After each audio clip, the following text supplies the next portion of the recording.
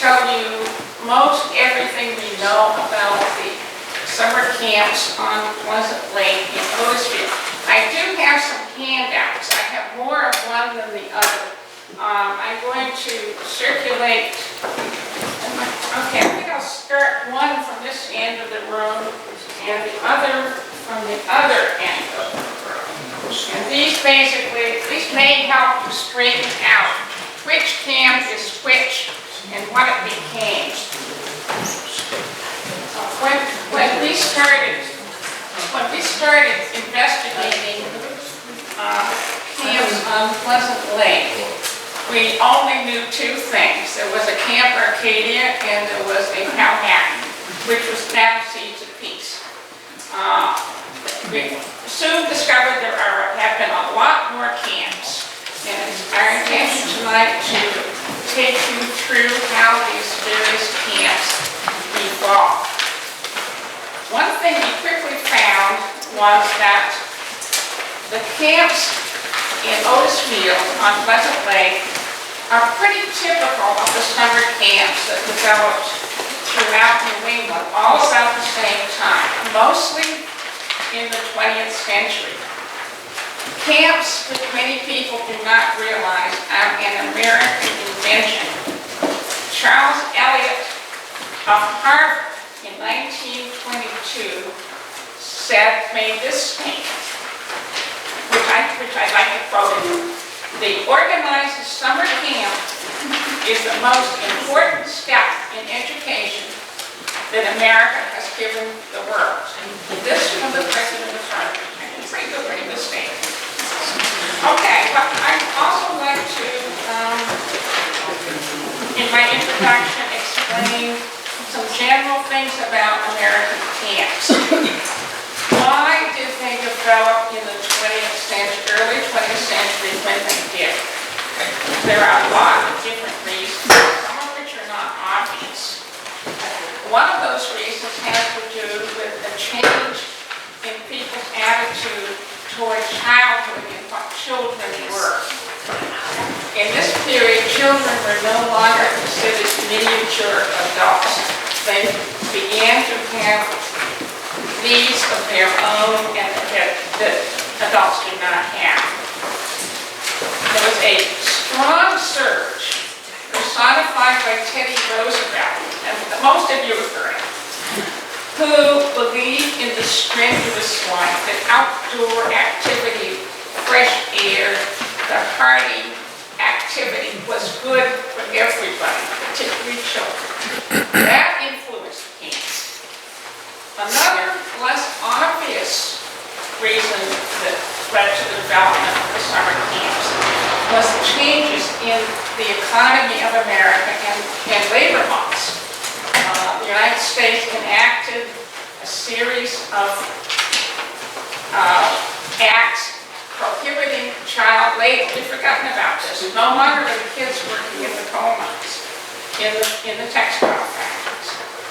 Also, economically, fewer children are working on the family farms because there are fewer family farms and they're more mechanized. So this freed children to do different things in the summer. And there's also a growing problem. What do you do with kids during the summertime when they're no longer in school?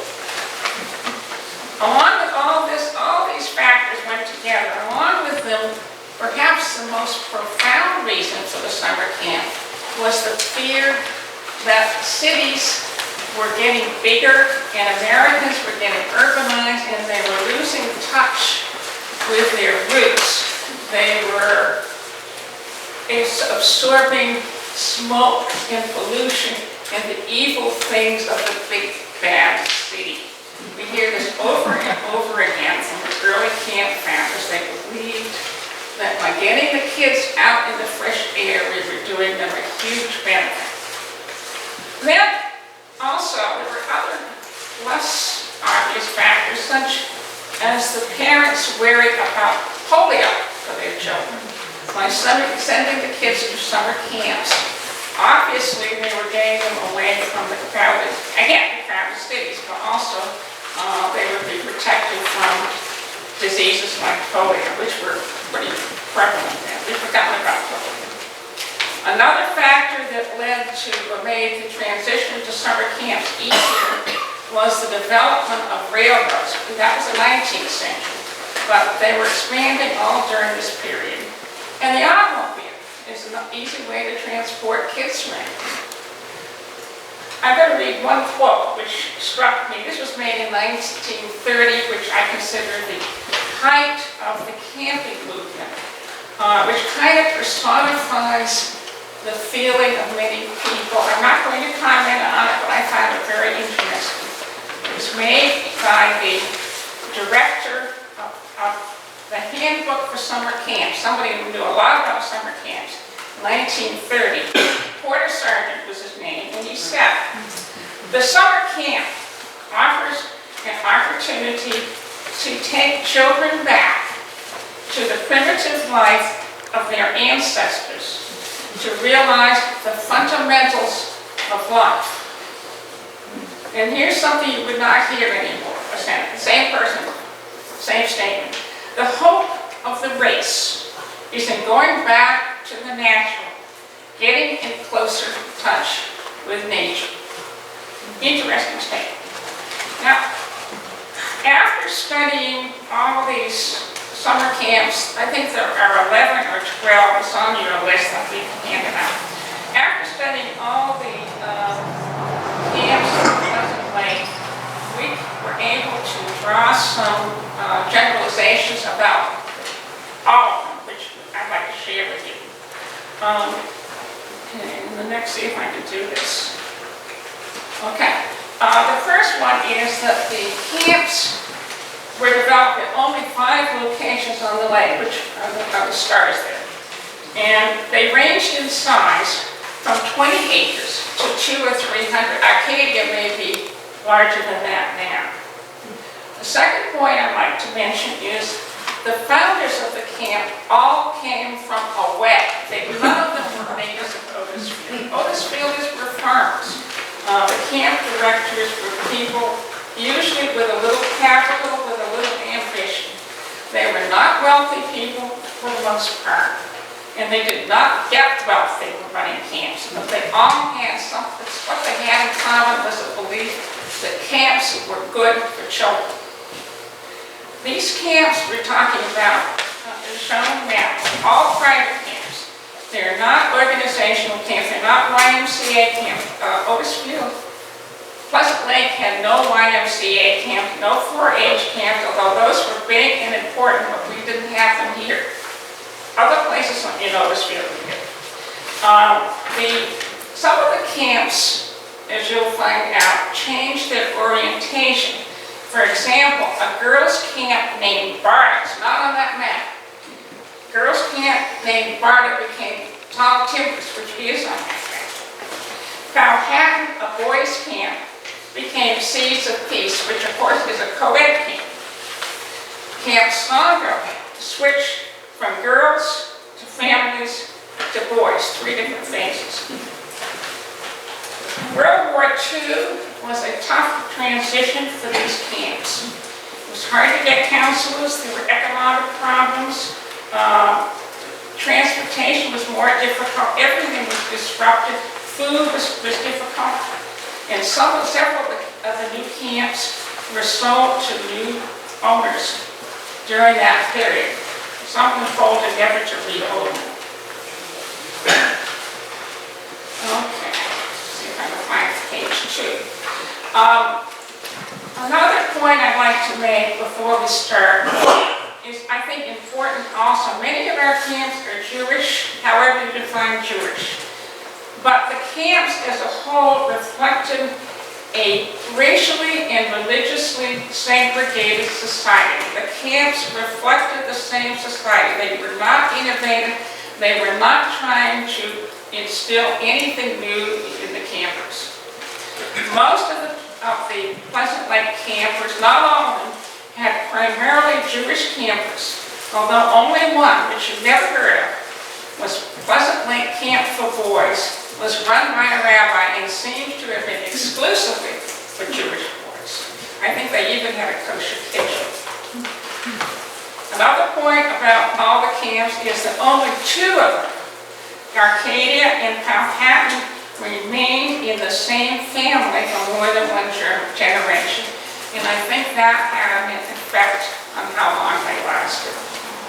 The last point, after which I'm going to turn it over to Ethel, is about at Pleasant Lake. I don't know if this was true of every lake, but at Pleasant Lake, at least, there was a strong spirit of cooperation between the early camp owners, regardless of whether they were Jewish or not Jewish. They knew each other, especially Dr. Mahan and Ira Bloom. One was Christian, the other was Jewish. The hub of that connection reached back to Columbia University in New York City, a long way from Otisfield, and also with connections with the YMCA, although none of these were YMCA camps. And I'm going to let Ethel explain that in more detail. I'm going to tell you just a second on how we are going to organize this. We're going to start with what I call the hub, which is Dr. Mahan, and then we're going to take each camp separately, not all 11, but the main camps, and we'll alternate going back and forth in chronological order. Ethel. Thank you.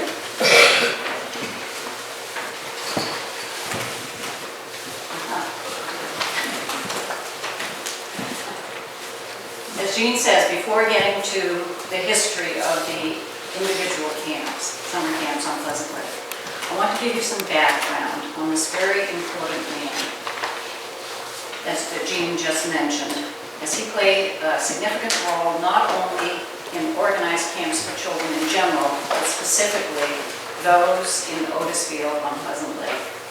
George Mahan was born in Switzerland, came to this country at age 14 when his watchmaker father was hired by Tiffany's in New York City. He received his medical degree first from New York University, then second went to college at Harvard. Not the usual path these days. It was done back then. He also attended the International YMCA Training School, now Springfield College, for physical education school. He became medical director at Columbia University until 1929 and was also head of the physical education department there as well. And those two places, Columbia University and the YMCA, played an important role in the various camps that developed on Pleasant Lake. I want to read you from an article, a newspaper article that came out when Camp Arcadia was celebrating its 75th anniversary. Dr. George Mahan acquired Camp Arcadia in 1918, bringing his 6 daughters with him from Sebago Lake, where he previously had founded White Mountain Camp for Boys in 1907. A pioneer leader in the early camping movement, Dr. Mahan in 1924 became president of the organization which was to become the American Camping Association. Earlier in his career, Dr. Mahan served as director of the Bangor YMCA. Dr. Mahan was instrumental in the founding of many main camps, among which are the Luther camps in South Casco, camps Agawam and Hawthorne in Raymond, and Camp Powhatan in Otisfield.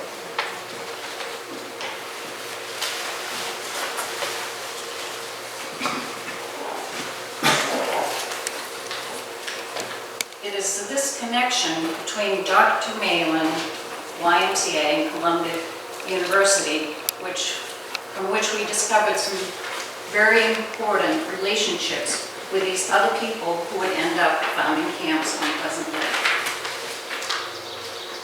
Early on, 1905-06, both he and a man named Anton Schatzel, whom you'll hear more about in a few minutes from Jean, were both heads of main YMCAs. Anton Schatzel in Portland, head of the YMCA there, and Dr. Mahan, YMCA in Bangor. Strangely enough, they both ended up 10 years or so later with camps on Pleasant Lake in Otisfield, with Anton Schatzel founding Camp Kiwassa and, of course, Dr. Mahan acquiring Camp Arcadia. Another connection between Dr. Malin and Camp Powhatan, Ira Bloom was a student of Dr. Malin's at Columbia University. And Dr. Malin ended up talking Ira Bloom. Dr. Malin felt that we needed a boys' camp to go with Camp Arcadia Girls' Camp on Pleasant Lake. So we talked Ira Bloom into founding Camp Powhatan for boys, and loaned Ira the money to establish that camp. Years later, Ira in turn loaned Dr. Malin money to purchase Arcadia Farm so he could provide fresh and wholesome foods for the campers. Another relationship, also between Columbia University and Dr. Malin, was with Alice Minnie Hertz Henniger. Very interesting lady from New York City. She was a social worker in Jewish settlement houses, and she discovered that the children learned better through drama. They were better able to express themselves through drama, and she wrote a book called The Children's Educational Theater. That book is still available today on Amazon.com. Well, Alice Minnie Hertz Henniger married wife of Jacob Henniger of the Henniger Park, which we're all very familiar with, especially lately, with all the news items about that part of the lake. Alice Minnie Hertz taught a class at Columbia University, a dance class, and also drama classes, and those were under the Department of Physical Education, headed by Dr. George Raymond. So, and interestingly enough, adjacent to the Camp Arcadia property was the property that the Hennigers bought, both extensive pieces of land on Sebago Lake, on Pleasant Lake. And according to the Otisfield tax records, which Jean and I enjoyed tremendously, according to, I don't remember, I didn't get the year down that this happened, but according to those records, Camp Arcadia and Camp Songo shared the ownership of a tractor, with half a tractor taxed to each camp. It helped that the camps were adjacent to each other, or the camp property, definitely the development part of Camp Songo and the other portion were not that close together. So it's very interesting connections. And Jean and I, by the way, had a wonderful time working on this project. And I would discover something on Google, and I would call up Jean, guess what? And never guess what I found on Google, or what I found on Indeed. And this went on over the winter, and so it was really very exciting work, and we had a good time with it.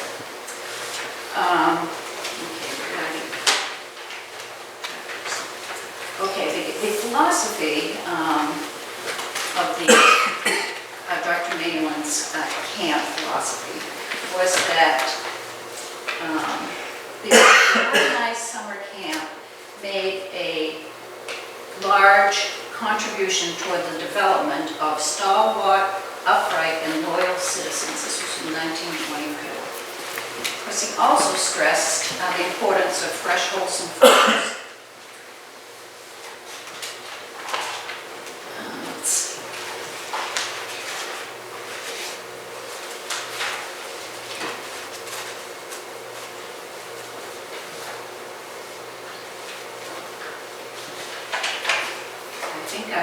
I think we're ready to move on.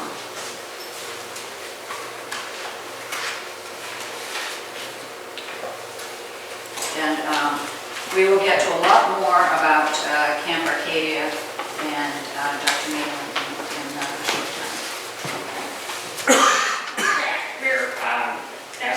Here, you get these too. As I said, we were going to now take up each camp. We're going to go through the camps chronologically as they were founded. Kiwasa, nobody's ever heard of, was the first. We had in our Historical Society file a little booklet. That is the front page of it. Kiwasa was not for orphans from the city. You can tell from the title page. It was founded by Anton Schatzel. We've already mentioned his name. He was an immigrant from Austria-Hungary. And that's Anton squatting in the sand on Pleasant Pond. That is the site of his camp. Schatzel, as you may have heard from Ethel, had been, actually the family, he had been employed by the YMCA in Troy, New York, before he came to Portland, Maine. And it was probably from Portland that he discovered the beauties of Pleasant Lake. I found it very strange that the YMCA at this time was employing a Jewish person as their director. But apparently this may have been unusual, but it was certainly not unheard of. Schatzel, this was a camp for businessmen and their wives and children. It was not for youth, it was not for kids. Schatzel's camp philosophy, which is in one of these booklets, is, I'm going to read it to you. Living in the open fortifies us for the rigors of another year of urban residence. Here's the city again. The healthful and recuperative air of the forest does for the camper what the prescription clerk can never comprehend. Here, style is ignored. I would certainly say style is ignored. And with congenial campers, the days soon pass while evenings are spent around the campfire with music and storytelling. Well, what it doesn't tell you is that the campers are passing their evenings around the campfire because they had no buildings. Can you see the tents in the background there? This camp lasted about 15 years, which is amazing considering that you soon run out of wealthy campers of this kind, I would think, that really wanted to exercise all day long with Indian clubs and sticks. But he was a YMCA director. He knew what he was doing. Like many of the camps on Pleasant Pond, Kiwasa began as a farmhouse, began as a farmer's farm with house and barn, and this is what Schatzel bought. Neither building is either there anymore. The Kiwasa Inn served as the dining room. People did not sleep in it, they slept in tents. Interesting story about this Kiwasa, about the barn. When we interviewed Evelyn Bloom, who was widow of Joel Bloom, she doesn't go way back, but she was as far back as we could get. We said, have you ever heard of Camp Kiwasa, which we thought was on the same site as Powhatan? She said, no, absolutely not. I've never heard that name. And then we said, have you ever heard the name Anton Schatzel? And she said, oh, our barn was called the Schatzel Barn. and that was a big breakthrough moment. And it was one of the aha moments. Yeah, very exciting. Let's see what else I've got. Okay, I'm going to transition. I was very sure. Transition to the Pleasant Lake Camp for Boys, which was the next camp founded on Pleasant Pond, and which Ethel will tell you was the only truly Jewish camp on the lake.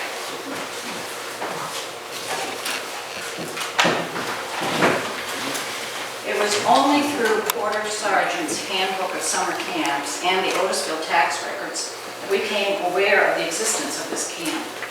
Very little about it.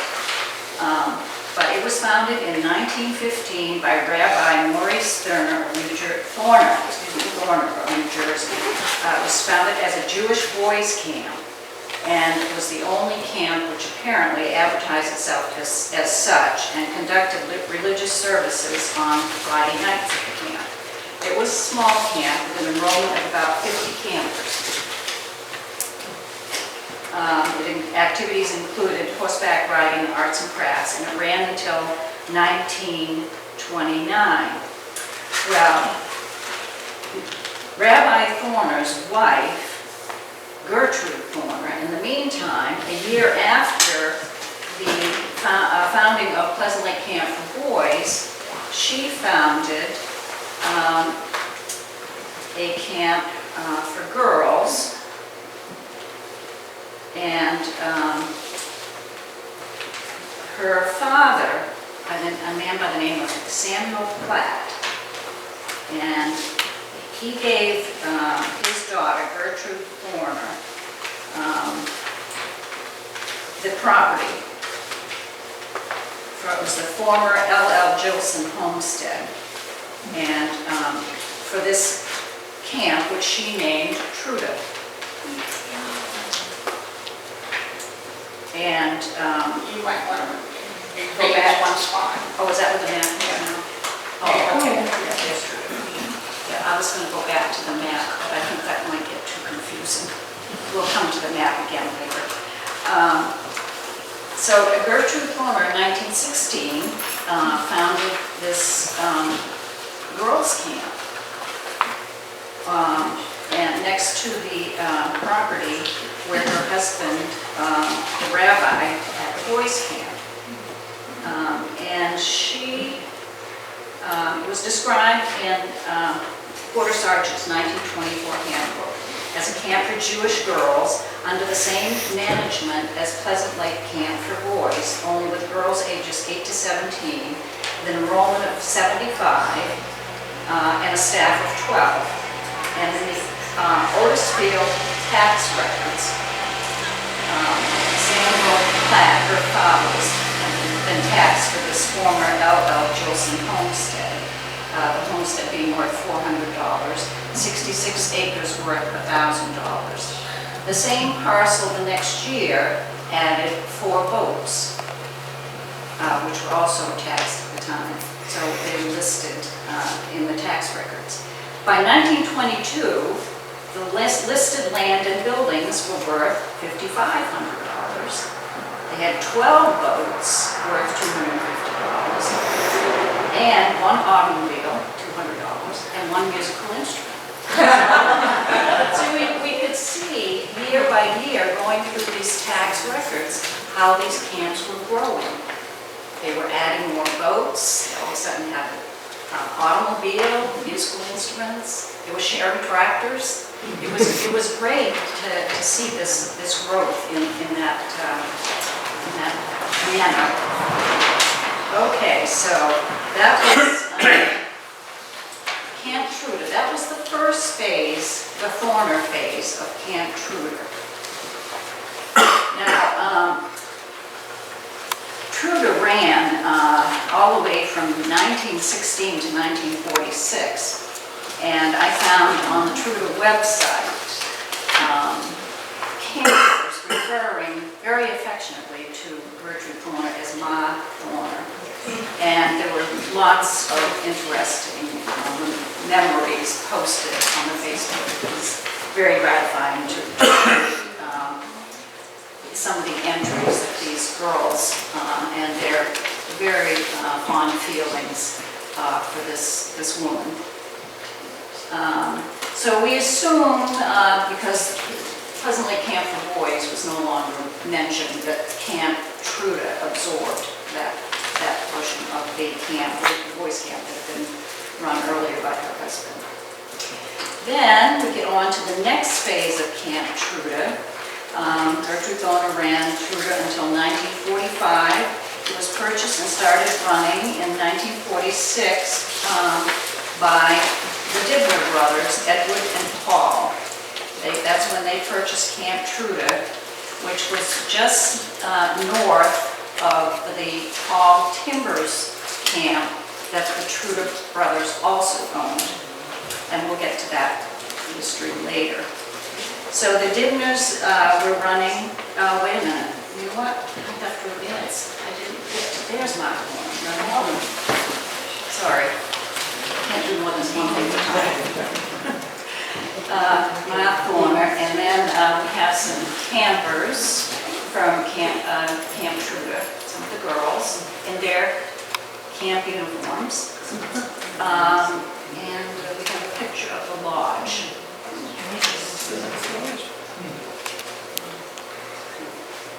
The lodge at Truda. And I believe, no, I might get it mixed up. Oh, Timbers, I guess I didn't know. Was Arsham wasn't Truda, it was called Timbers. Okay, so that wasn't part of this. Okay, no, it's easy to confuse these camps. So the Dibners ran Truda from 1946 to 1959. And yeah, so here we have the Dibners. Now, that's Martin on the left, and he was not involved in Truda. But Ed and Paul on the right were the two that were running Camp Truda in Phase 2. And Paul had the day-to-day running of the camp, and then his son Charles directed Truda for a year or two. Paul died in 1969, and then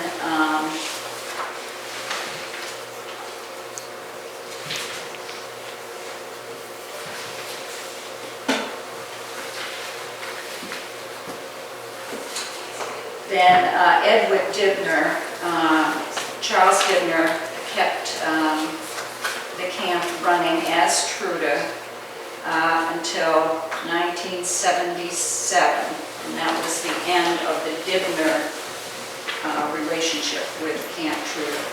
In 1978, it was sold to Northland Investment Corporation, and it now is in private ownership. But some of the buildings are still there. So we have pictures. We have one more picture from the Dibner time. This is a sketch studio at Camp Truda during the Dibner era. Then in 1978, yes, okay, Northland and oh, I know, on Facebook, there was a posting last year in 2013 from Rochelle Kaminsky. She's saying, we are the current owners of the lodge at Camp Truda and have summered here for 34 years. It's always nice to carry through from the very beginning of the camp to the present owners. Let's see.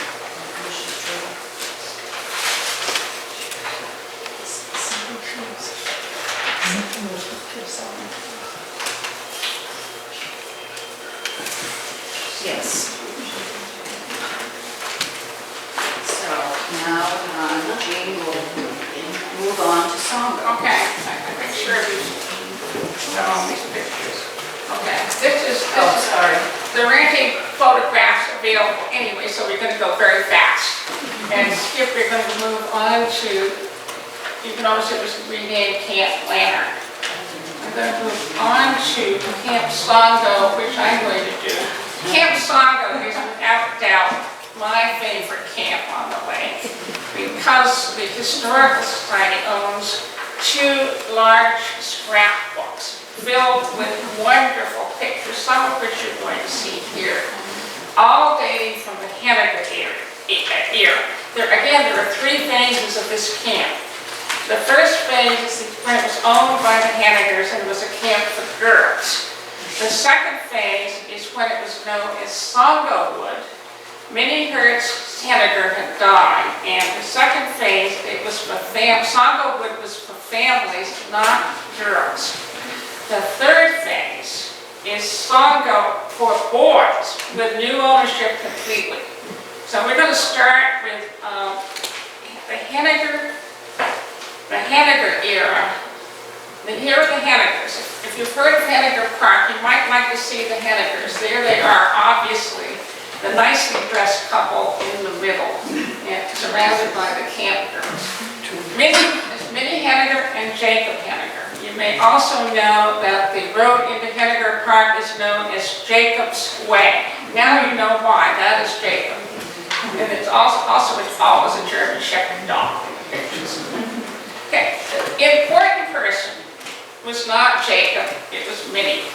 Minnie ran the camp. Minnie was the inspiration. Minnie did everything.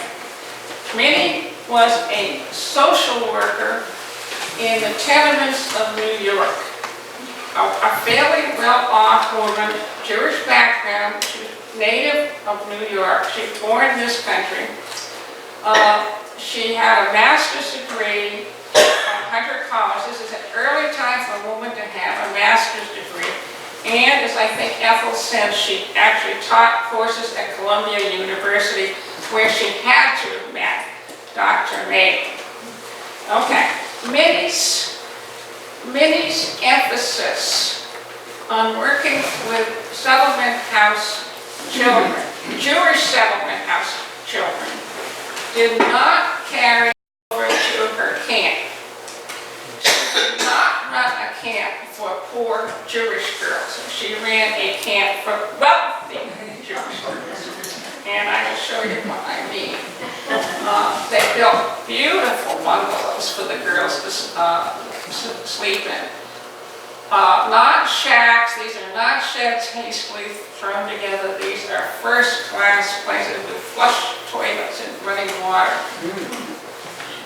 This is just what Minnie first produced at Camp Summer. These are girls with elaborate costumes. That is not, what you're seeing in the background are real ferns. That is actual setting. These are all performed al fresco. Again, these are not poor Jewish settlement house girls. Her life goal was to make thousands of children better citizens and to give them good times and counteract the sordid and evil influence of tenements and factories. Here is the emphasis on getting the kids out of the city again. Even though these kids had never been in a tenement. At least I don't think they had. There are some more pictures. This is a picture of her production of a Gilbert and Sullivan operetta, also performed al fresco on the shores of Pleasant Pond. And we have wonderful pictures in these albums taken by a professional photographer. The programs are not mimeographed, they are printed. This was not a cheap camp to attend. In fact, it was one of the most expensive in the area. But Minnie died in 1933. She was older than her husband. They had no children. But Jacob continued, apparently it was Jacob, who continued to run the camp with changes. All of a sudden, the camp, this is the phase 2, changed it so it was for families rather than for girls. These were, again, were not poor families. These were families where the nanny came with them, the governess came with the family. The husbands commuted from New York City once a week. The governesses and the children ate separately from the rest of the people. Not settlement children. We actually have a biography of a wealthy Jewish woman author who mentions her days, her childhood days in Camp Songo, which were idyllic and costly, I would think.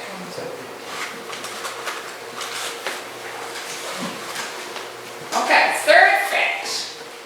Jacob Jacob Henniger died in 1952.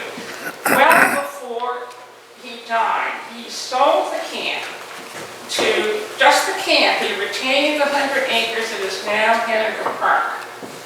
But he sold the park as a camp to Hal and Gloria Winter in 1947. They ran from 1947 to 1963 using the same buildings that were there before. The rifle range is replacing the art studio. You can see that the other camps are using.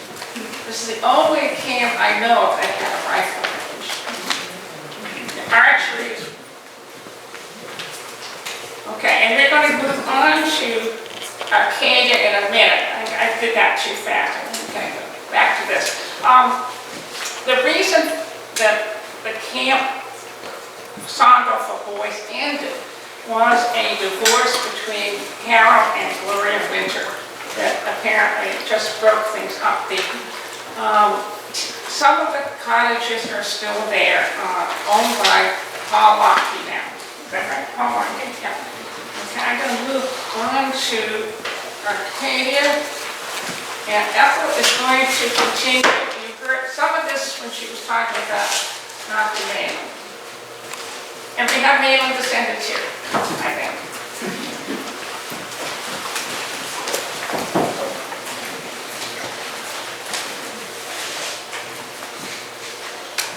The origin of Camp Arcadia was founded in 1916 by Mr. Alfred Cleveland from Bridgeport, Connecticut. He was a friend of the Barnum and Bailey Circus, and he kept horses on his farm on Pleasant Lake for the circus. He would bring the horses up by train to Portland, but then it would take 2 days to get the horses from Portland to Pleasant Lake. He built the original lodge at Arcadia and named the place. The fireplace in the lodge has the letters ARCADIA etched in the hearth. It wasn't really a camp per se, but he did invite as many as 8 girls at a time to come and stay and ride horses during the summer. He had 3 daughters himself, and his girls invited their friends, and it was sort of an informal camp. One of the girls was Renee Mayland, Dr. Mayland's daughter. And that camp was bought a couple of years later by Dr. Mayland. And let's see. Dr. Mahan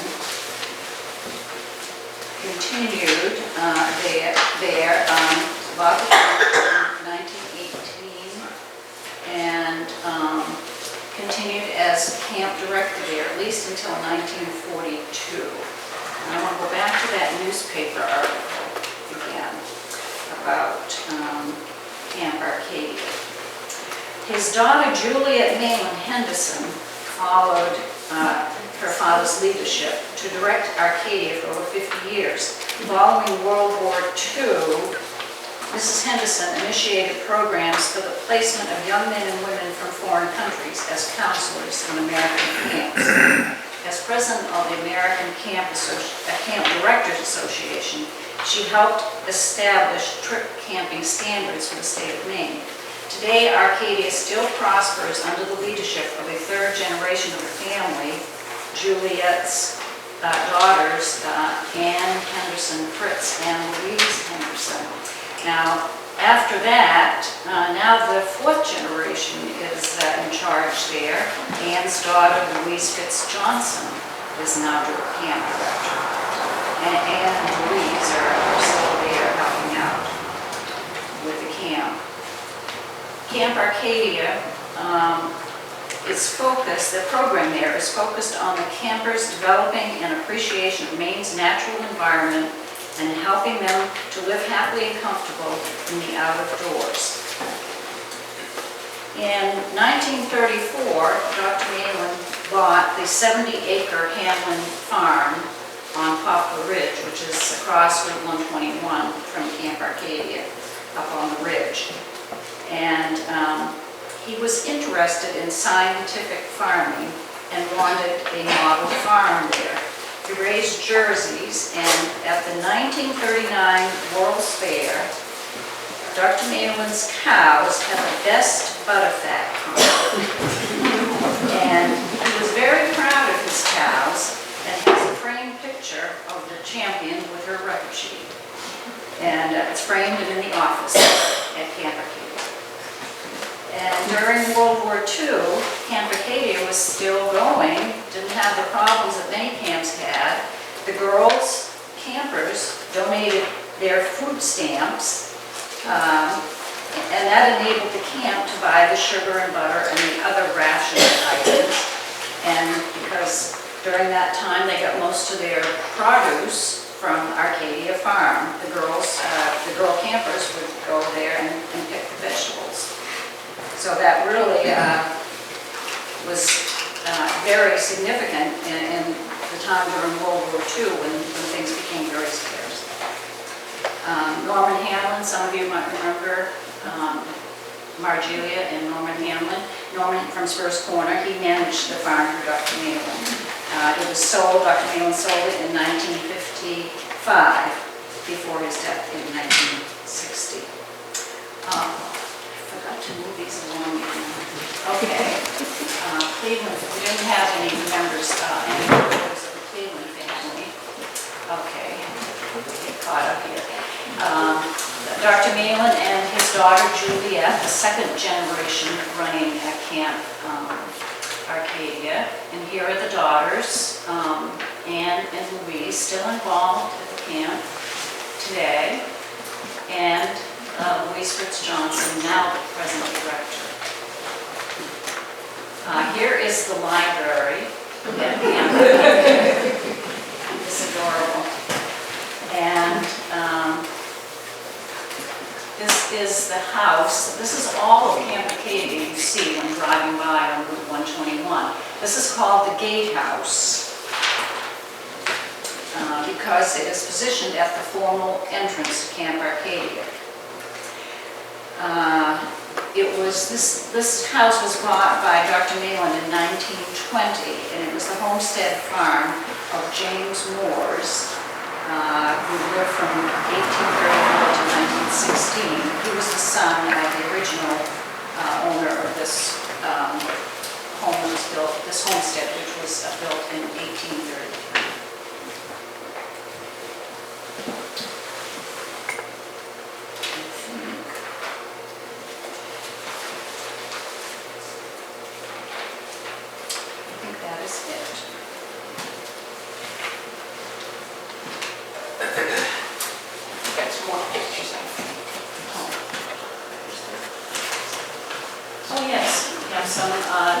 More recent pictures of campers at Camp Arcadia. You're on. Okay, Powhatan, I've already mentioned that Powhatan was founded on land that had originally been Keewasuk, but it was a much bigger camp. Okay, it's now Caesar Peace, which all you know, I'm sure. But it was a much more elaborate camp than Keewasuk ever was. Children did not sleep in tents. I don't believe they ever did. Ira Bloom, we've already mentioned, founded this camp. I think we mentioned that. He was a former student of Dr. Malin at Columbia, and probably may have gotten his inspiration from Malin to come here. He certainly borrowed money to found this camp from Dr. Malin. Ira Bloom ran the camp for many, many years and was succeeded in 1947 by Joel Bloom, who continued directing the camp into his 1990s. I just unearthed this picture recently. I'm quite sure that is Ira Bloom in the center with a hat on. out he was known as Chief. And what strikes me about this is not an elaborate camp, not by Songo standards. This is their recreation hall, their assembly hall. And the kids have not got fancy equipment. They are running a race. They have not got fancy t-shirts on their bare chests. It is very low key camp, and it's probably typical of what Manhattan was. These are actually taken from Seeds of Peace, but I'm quite sure they go back to the Manhattan days. And here's Joe Bloom. I think it's a painting that I took from the website. In his later years, obviously. The Blooms lived a long time. We all remember him, I think, at all of us Otisfield residents. Joe came to every Otisfield town meetings and always spoke. Is now the Seeds of Peace camp. I'm going to mention that Joe Bloom took over for his father, Ira, but they had very different camping philosophies, as Evelyn Bloom, who was widow of Joe, told us. Ira believed in a camp with a regiment, a strict schedule. Each boy did everything according to a certain time. Every boy did exactly what every other boy did.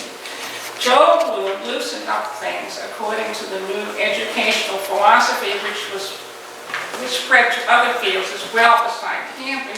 He believed that campers should have a choice in what they were doing rather than being assigned certain, put in a slot. So this was a more modern approach, and Joe Bloom brought the camp forward. Joe also promoted racial and socio-economic diversity in camping to some extent, not completely. Certainly didn't have Arabs and Israelis in his camp. But he was the first to hire Afro-American counselors, and that was rather innovation. So that is, let's see if I think that's all. Okay, this is also from the Seeds of Peace website, and we're not going to talk about Seeds of Peace. They haven't been there long enough, so we have the historical picture complete. When they have ended, then we'll talk about it. Okay, next, Evelyn's going to move on to Camp Barter. Has anyone in this audience ever heard of Camp Barter? Good for you.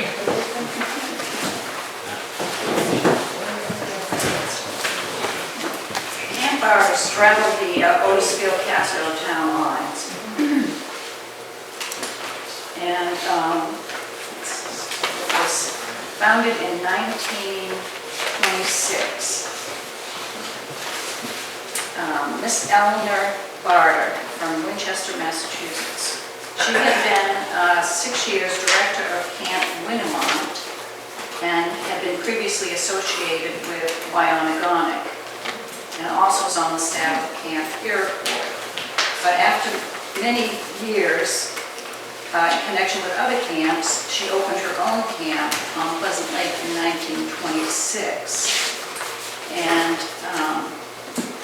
according to Porter Sargent's 1927 edition of the summer camps, he says, for the camp's first season, Miss Barter leased the site and equipment formerly occupied by Camp Woodland Springs. Well, we tried everything we could think of to find some information about Camp Woodland Springs, and that was it. We didn't find anything more about it. But she bought that property, but because her enrollment was much larger than that before, a new location was necessary, and so the very next year, 1927, the camp opened with complete modern equipment on a nearby site. And it says, and according to Porter Sargent, a discriminating standard of admission is maintained, and each girl receives individual care at the separate junior and senior camps. White Mountain trips canoe trips, nature study, horseback riding, and water sports are included in the activities. This camp ran from 1926 until 1945. And at that point, the Dibner family, here's a picture of the property from Porter Sergeant's handbook.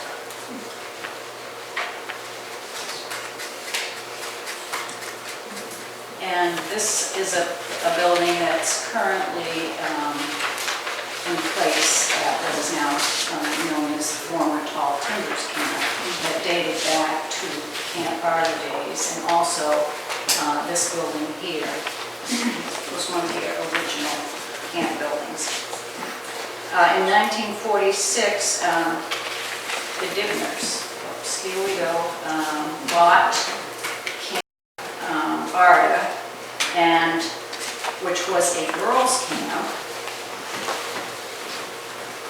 And they renamed it Tall Timbers, and then it became a boys' camp. And this is a picture of it from the air. And to orient you, this is Pleasant Lake here, and this is Tall Timbers. This being the gymnasium in the front, and in the back was the dining mess hall. And up here, of course, is Thompson Lake. This is the part where they are fairly close to each other. There's two lakes. So this camp was owned by all three Dibner brothers. Martin was involved in this camp. But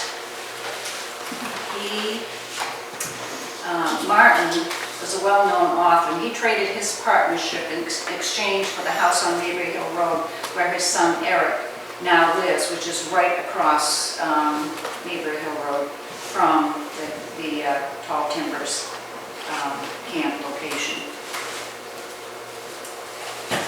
Let's see.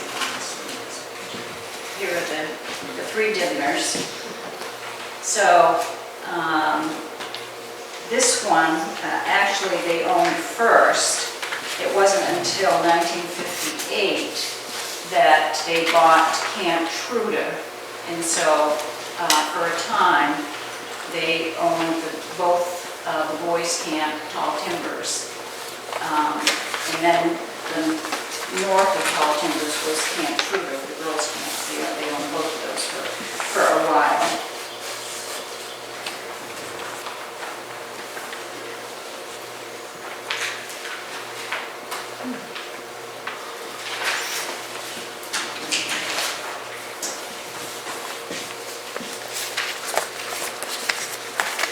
Here is the gymnasium in the background.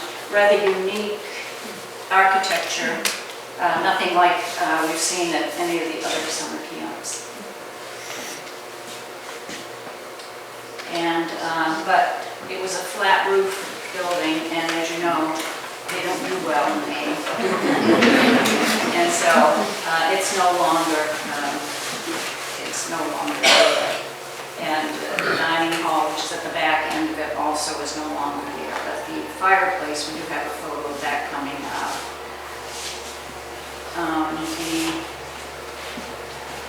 The buildings, let's see.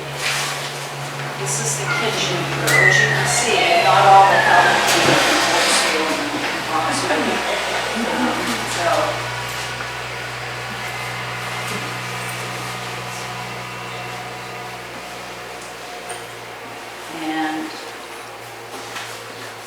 Okay, then the Dibners,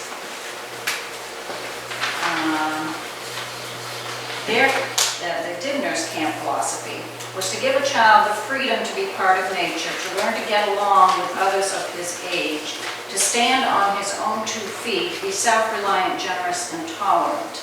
Memories of happy days spent at a Maine camp live with a child always, and you can tell if you go on on the website for some of these summer camps and you read the entries for these former campers, you can tell how, what a special time it was for them. In fact, many of those campers who attended these camps that we've talked about tonight now own their own place on Pleasant Lake, which is very nice. In fact, we had a fellow who attended the last version of Camp Song, whose name is Douglas Pringle, and last fall we had contacted him by email, and he flew up and met here in this building with Jean and myself, and so we were able to show him the beautiful Camp Songbo scrapbooks, and which he enjoyed very much. And he sent along us some of the pictures of his time at Camp Songbo Boys Camp, which ran from, which he was there from, what, 60s, wasn't it? Doug Pringle. Yeah. Look it up. Yeah. But he 47 to 63. 47 to 63, so he was a camper there for a long time. And when he was married, he's from Philadelphia now, but he brought his children up to show them Camp Songbo. And he ended up purchasing a camp on the other side of the lake, actually. And before that, on his honeymoon, he brought his new wife to Camp Songbo, and they were allowed to pitch a tent there on the property for their honeymoon. So I guess he really did have some special memories there. So then, tall timbers. So some of the buildings were left over from Camp Barda. They built the recreation hall, which they added on to the mess hall, and we've seen. I'm going to get caught up with the slides here. Then camp philosophy. The camp train, one of the owners of the current, one of the camp buildings down there now, he built over into a beautiful home. His name is Jim Arsham. Was a former camper and counselor at Tall Timbers. And he told us about the camp train. And the train started in Chicago, where Jim was from, and moved east from city to city, picking up campers who were coming to New England as it proceeded. The kids really enjoyed the freedom of riding on the train. Jim was 9 years old when he started out. The train for him ended in Boston, where a Tall Timbers bus brought the boys the rest of the way to Otisfield. Okay, phase 2. So the Dibners sold Tall Timbers in 1962, and it was run under the same name by Herb Levy, and his daughter Betsy attended Camp Truda, and it was owned by the Dibners, and she had many entries under the Camp Truda website. And actually, I think on the Tall Timbers website too, as a matter of fact, as her father ended up purchasing the camp. Ran a few more years as Tall Timbers, then it was sold. Oh, here's some more Tall Timbers pictures.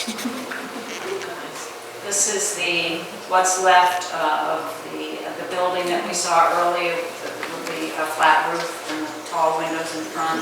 Well, the back part of it was the mess hall. And this was the fireplace at the back end of the mess hall. So in 1969, it was sold to two former campers by the name of Raymond Lantos and Alvin Carr. And they did change the name to Camp Lanark, combination of the Lantos-Clark names. And that operated from 1969 to 1972, and then at that time, the property was bought by a group of investors for private ownership. And we'd like to thank all the following people whom we met with and shared stories with us. And I would like to say that if it's a lot of fun doing these research projects, and you don't have to have a PhD in history, although it is handy to have somebody who does. Especially since my field is bacteriology. So you see, you don't need to have a degree in history to do historical research. So, and as I say, I'm going to say before you start with your comments, there are mistakes in here that I discovered just as we were doing it. So please don't comment on those mistakes.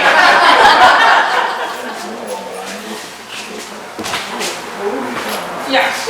Jean, do you find it aggravating that most of the pictures identify the camps as being in Oxford or Casco?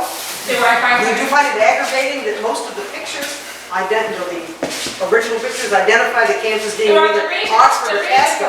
the reason for that is that the post office, they were receiving their mail in post office. Otisfield has no post office. Other places, Powhatan, I think, was identified as Oxford because they got their mail in Oxford. So, Arcadia, Casco. Otisfield didn't have a post office then? Never has. Really? we still don't. We still don't. We still run into that problem once in a while. If you, I live in Otisfield and it's got a dash and two separate little lines. So they want to keep it separate. Now, we didn't talk at all about why the camps closed, but there are many, I don't want to go into too much of that now, but recently we have discovered from other camp directors that one strong reason that camps did not survive very long after World War II was increased taxes, real estate taxes, and two, increased regulations. Higher standards, government imposed. You've got to keep a water certain temperature. You've got kitchen's got to have X, Y, and Z. It was simply too costly for some of these camps to make that makeover. I thought it was interesting. But remember, there's only 2 camps left on Pleasant Pond. But then that camp is not over. It's pretty healthy, I think, but it's different. No other questions? I think Camp Arcadia is celebrating something this year. 99. 99. Next year, what are you going to do next year? Oh, lots of, you're all invited. All invited next summer. David, did you have a question? In your research, did you get any feeling for how much it cost these children to attend the camps? Yes, as a matter of fact,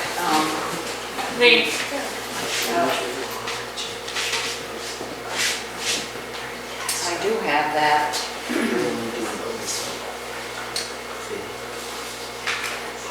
The problem is, I've got a lot of pieces of paper.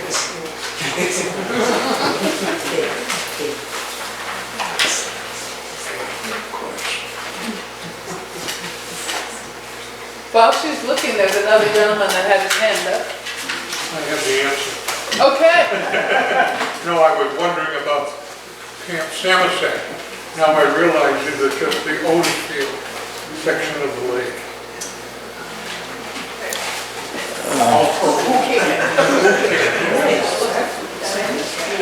I have a question. What?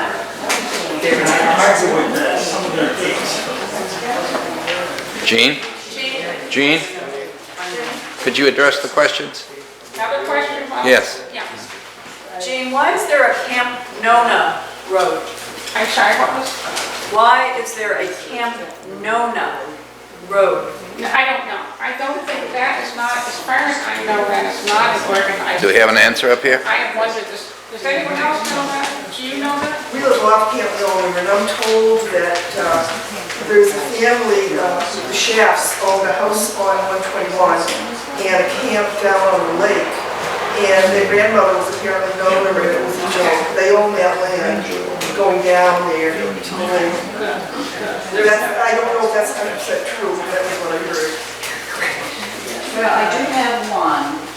In 1916, according to Porter Sergeant Summer Camp edition of 1924, Camp Truda, this is when Mark Warner was running it. The camp for Jewish girls under the same management as Pleasant Lake Camp for boys. Horseback riding, dramatics, and arts and crafts are organized. for girls 9 to 18, enrollment 75, staff 12, established 1916, fee $400.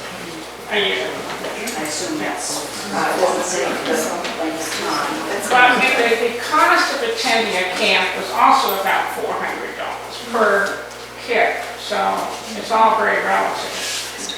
The two camps that were in Otisfield were Wassipy Pines and Wyaka, which were on Thompson Lake. But when you talk about Samoset, Mayberry Hill Road is Casco. That's, the line is just past the cemetery. Yeah, some of these, the last people that were involved in Tall Timbers were involved with, it was called Camp Vernonia, I believe. That was Camp Vernonia before it became Camp Samoset.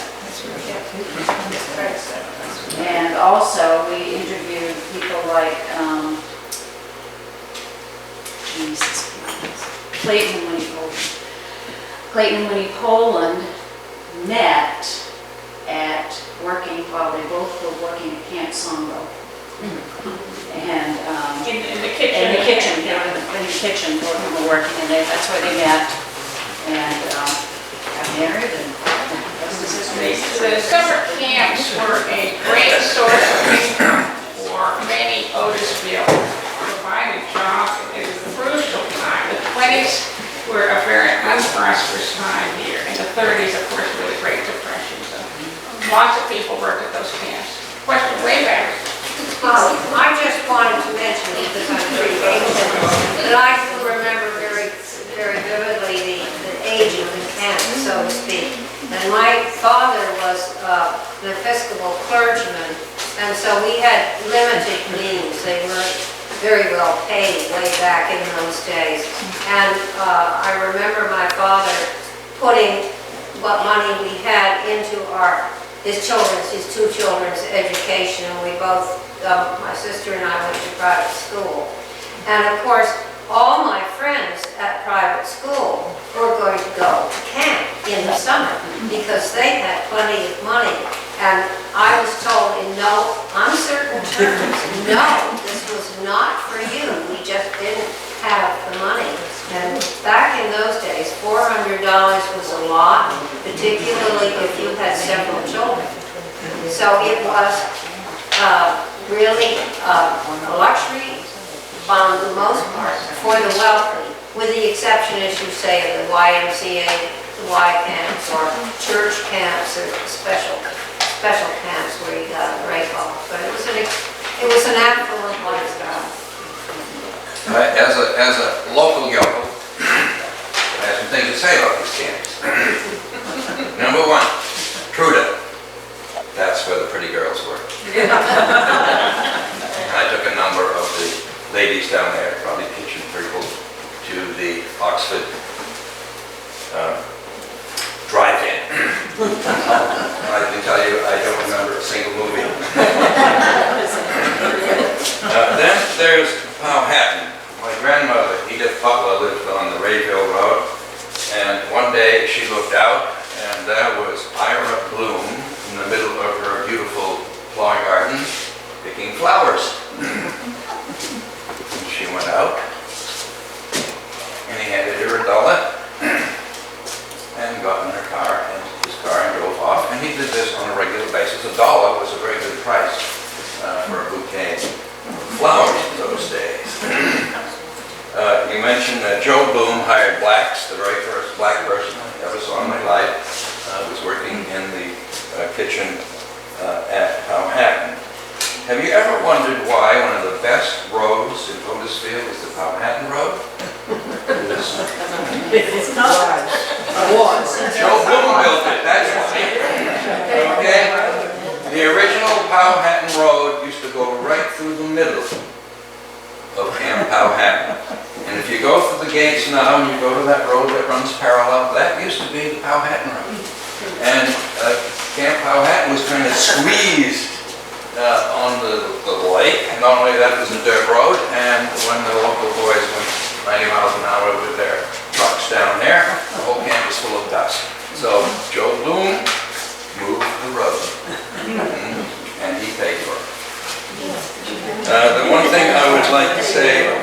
Arcadia, and Dr. Nayland, I said this to his family before.